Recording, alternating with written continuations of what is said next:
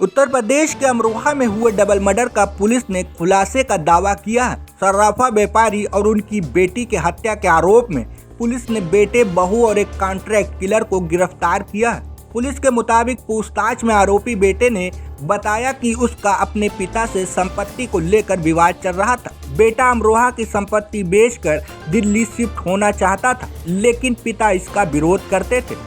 आरोपी बेटा अपने पिता के कई महिलाओं से अवैध संबंध से भी नाराज था।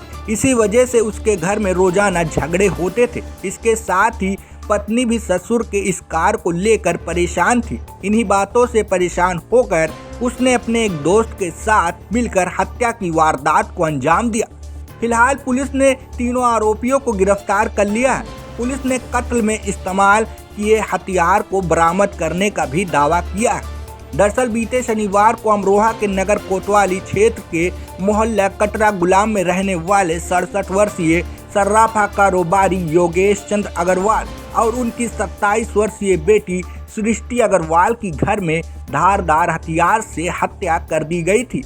योगेश और उनकी बेटी सृष्टि की खून से लथपथ लाश घर के कमरे में मिली थी। दोनों की गर्दन पर किसी धारदार हथियार से कई बार वार किया गया था। घटना का पता तब चला जब पड़ोसियों ने घर का दरवाजा खुला देखा। इस दौरान पड़ोसियों ने दरवाजा खुला देखा तो अंदर झांक कर देखा, जहां उन्हें पिता पुत्री को लहूलुहान हालत में फर्श पर पड़ा देखा। योगेश चंद्र अग्रवाल उद्योग व्यापार मंडल के जिला अध्यक्ष और सेवा भारती संस्था के नगर अध्यक्ष थे। गौरतलब है कि उनकी पत्नी छाया की कोरोना काल में मौत हो गई थी। परिवार में बेटा ईशांक अग्रवाल, बेटी सृष्टि, बहू मानसी अग्रवाल हैं। योगेश चंद्र अग्रवाल अपने इकलौते बेटे, बहू और एक गोद ली हुई बेटी के साथ घर में रहते थे। पुलिस पूछताछ में आरोपी ने बताया कि उसके कई बार अपने पिता को समझाने की कोशिश की, लेकिन वह नहीं माने।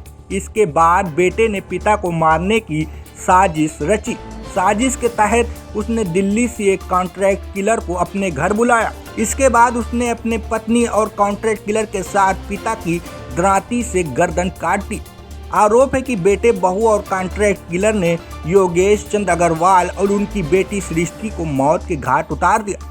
आरोपी बेटा ईशांक अग्रवाल दोनों के शरीर से निकले खून के अवशेष को मिटाने के लिए वॉशिंग मशीन में धोकर सबूत मिटाने की कोशिश की।